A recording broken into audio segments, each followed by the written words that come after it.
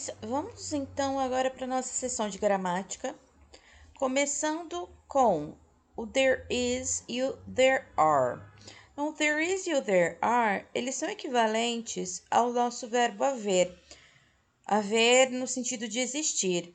Mas a gente tem que tomar um certo cuidado, por quê? Porque no português brasileiro, especialmente oralmente, de maneira mais informal, a gente tem o hábito de usar o verbo ter para tudo.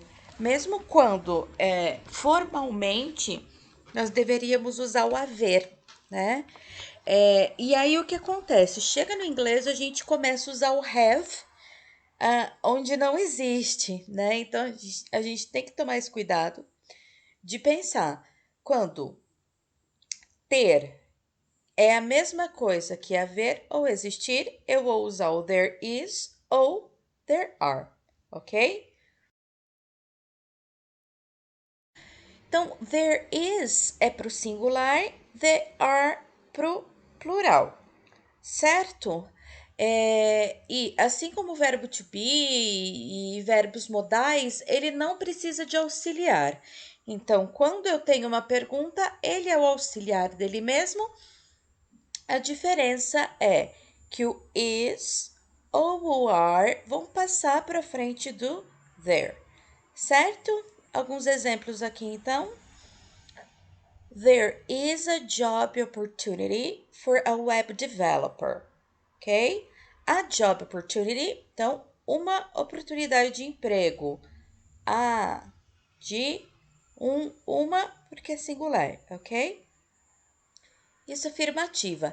Negativa, então, there is not a job opportunity for a web developer.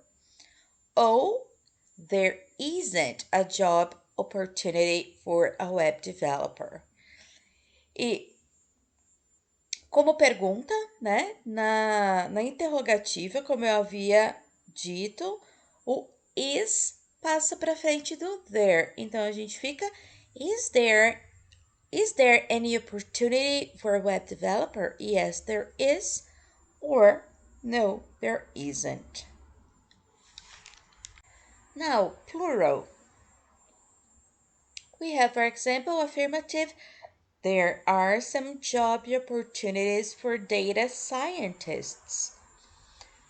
Negative. There are not any opportunities for data scientists. Or there aren't any opportunities for data science. Question. Are there any opportunities for data scientists? Yes, there are. Or no, there aren't. Agora, a gente já viu nos exemplos anteriores, vamos nos prolongar um pouquinho agora nos usos de a, and, some e any, right? Então, já vimos isso, o a e o an, mesma coisa aqui, one, uma, ok? Só usamos então para o singular, certo? For example, there is a box in the office, que é a mesma coisa que there is one box in the office, yeah? Or there is an engineer position available. An, porque engineer começa com vogal. Same thing that there is one engineer position available. Ok, perfect. Aqui no plural, a gente teria, por exemplo, então, a gente tem there is a box, but plural. There are 2 boxes in the office. There are 3 boxes in the office. There are 10 boxes in the office. Ok? Right? Mas, quando a gente tem plural, mas não específico a quantidade, né? O que em português seria algo do tipo alguns, algumas, algo assim, né? Um tanto de, né? Ou ainda, para quando a gente tem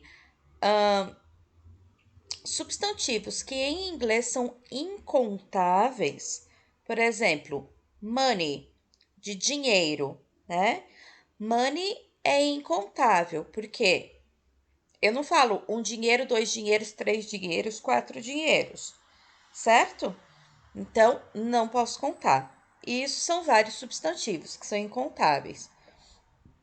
Nesses casos, quando eu tiver plural, sem especificar quantidade, ou substantivos incontáveis, eu vou usar o some e o any. O some para afirmativas, o any negativas e perguntas. Like here, there are some boxes in the office. There aren't any boxes in the office. Are there any boxes in the office? Ok. Ainda vamos dar uma olhadinha no verbo can. Can também é o que a gente chama de um verbo modal, ou seja, um verbo que não precisa de auxiliar. Ele é auxiliar dele mesmo. Isso quer dizer que a gente nunca vai usar junto com ele o do lá no começo, o does, certo? Quando for uma pergunta, o can passa para frente do sujeito e, assim, ele é auxiliar dele mesmo nas perguntas. So, o can, ele não se altera com he, she, it ou qualquer outro sujeito, certo? Então, I can, you can, he can, she can, they can, we can, igual para todo mundo, right? E aí nós temos aqui um exemplo na afirmativa, she can code, um exemplo na negativa, she cannot code or she can't code. E ainda na pergunta, como eu havia falado agorinha ainda, o can passa para frente do sujeito. Can she code? Yes, she can. Or no, she can't. Okay? So that's it. See you in the activities.